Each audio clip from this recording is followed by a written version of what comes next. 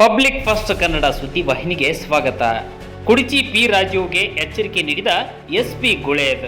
ಬೆಳಗಾವಿಯ ಪೊಲೀಸ್ ವರಿಷ್ಠಾಧಿಕಾರಿ ಭೀಮಾಶಂಕರ್ ಗುಳೇದ್ ಅವರು ಪಿ ರಾಜೀವ್ ಅವರು ಹಾರೂಗೇರಿ ಪೊಲೀಸ್ ಠಾಣೆಗೆ ಮುತ್ತಿಗೆ ಹಾಕಿ ಪ್ರತಿಭಟನೆ ನಡೆಸುವುದಾಗಿ ಸಾಮಾಜಿಕ ಜಾಲತಾಣಗಳಲ್ಲಿ ವಿಡಿಯೋ ಹರಿಬಿಟ್ಟಿದ್ದಕ್ಕೆ ಪ್ರತಿಕ್ರಿಯಿಸಿದ್ದಾರೆ.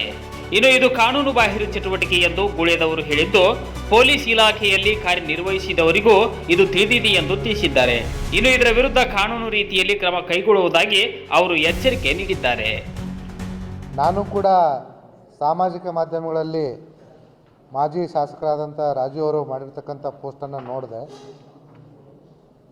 ಅವರು ಜನರನ್ನ ಮೇಲ್ನೋಟಕ್ಕೆ ಪೊಲೀಸ್ ಸ್ಟೇಷನ್ಗೆ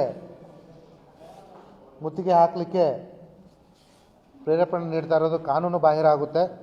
ಅವರೇನಾದರೂ ಹಾಗೆ ಪೊಲೀಸ್ ಠಾಣೆ ಕರ್ತವ್ಯಕ್ಕೆ ಧಕ್ಕೆ ತಂದರೆ ಅವ್ರ ಮೇಲೆ ಕಾನೂನು ಪ್ರಕಾರ ನಾವು ಕ್ರಮ ತಗೊಳ್ತೀವಿ. ಅದರಲ್ಲಿ ಮತ್ತೊಂದು ಆರೋಪನ ಮಾಡಿರ್ತಕ್ಕಂಥದ್ದು ನಾವು ನೋಡ್ತಾ ಇದ್ದೀವಿ. ಯಾವುದೋ ಒಂದು ಪ್ರಕರಣದಲ್ಲಿ 11 ಜನ ಅಮಾಯಕರ ಮೇಲೆ ಕೇಸನ್ನು ದಾಖಲಿಸಿ ಅವರಿಗೆ ದಬ್ಬಾಳಿಕೆ ಮಾಡ್ತಾ ಇದ್ದಾರೆ ಅನ್ನೋಂಥದ್ದು. ಯಾರಿಗಾದರೂ ಆ ಪ್ರಕರಣದಲ್ಲಿ ಅನವಶ್ಯಕವಾಗಿ ಪೊಲೀಸರು ದಬ್ಬಾಳಿಕೆ ಮಾಡಿದರೆ ಕ್ರಮ ತಗೊಳ್ಳಿಕ್ಕೆ ನಾವಿಲ್ಲಿ ಇದ್ದೀವಿ. ಅದಕ್ಕೆ ಪೂರಕವಾದ ಸಾಕ್ಷ್ಯಾಧಾರಗಳನ್ನ ನಮಗೆ ಕೊಡಿ ಅಂತ ಹೇಳಿ ನನ್ನ ಜೊತೆ ಅವರು ದೂರವಾಣಿ ಕರೆ ಮಾಡಿದಾಗ ನಾನು ಅವರಿಗೆ ಹೇಳಿದ್ದೀನಿ.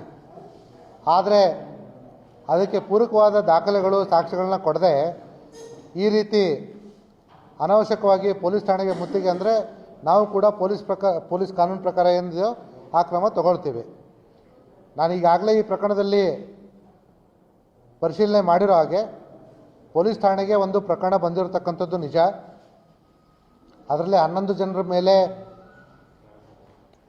ಕೇಸ್ ದಾಖಲಾಗಿರೋದು ಕೂಡ ನಿಜ. ಆದರೆ ಈ ಪ್ರಕರಣ ಒಂದು ಅರೆಸ್ಟ್ ಮಾಡದೇ ಇರುವಂಥ ಪ್ರಕರಣ ಆಗಿರೋದು ನಿಜವಾಗಿರೋದ್ರಿಂದ ನಮ್ಮ ಪೊಲೀಸರು ಇದರಲ್ಲಿ ಯಾರಿಗೂ ಕೂಡ ಅರೆಸ್ಟ್ ಮಾಡಿಲ್ಲ. ಯಾರಿಗೂ ಕೂಡ ಅರೆಸ್ಟೇ ಮಾಡಿಲ್ಲ ಅಂತಂದಮೇಲೆ ದಬ್ಬಾಳಿಕೆ ಅನ್ನುವಂಥದ್ದು ಯಾವ ಆ್ಯಂಗಲಿಂದ ಅಂತೇಳಿ ನನಗೆ ಅರ್ಥ ಆಗ್ತಾ ಇಲ್ಲ. ಎರಡನೇದು, ಆರೋಪಿಗಳ ಮನೆಗೆ ಪೊಲೀಸರು ಹೋಗಿದ್ರು ಅನ್ನೋಂಥದ್ದು. ಒಂದು ಪ್ರಕರಣ ಆದಾಗ ತನಿಖಾ ಕಾಲದಲ್ಲಿ ಆರೋಪಿಗಳ ಮನೆಗೆ ಪೊಲೀಸರು ಹೋಗಬಾರ್ದು ಅಂತೇಳಿ ಯಾವ ಕಾನೂನಲ್ಲೂ ಬರೋದಿಲ್ಲ. ಅವರು ಕೂಡ ಪೊಲೀಸರೇ ಆಗಿದ್ದರು. ಸೊ ಅವ್ರು ಏನಾದರೂ ನಮಗೆ ಕಾನೂನು ತೋರಿಸಿದ್ರೆ ಹೋಗಬಾರ್ದು ಅಂತ ಇದ್ದರೆ ನಾವು ನಮ್ಮ ಪೊಲೀಸರ ಮೇಲೆ ಕ್ರಮ ತಗೊಳ್ತೀವಿ. ಈ ರೀತಿ ಅನವಶ್ಯಕವಾಗಿ ಪೊಲೀಸ್ ಠಾಣೆಗೆ ಮುತ್ತಿಗೆ ಅಂಥೇಳಿ ಅವರು ಕರೆ ಕೊಟ್ಟಿರೋದು ತುಂಬ ದುರ್ದೈವದ ಸಂಗತಿ.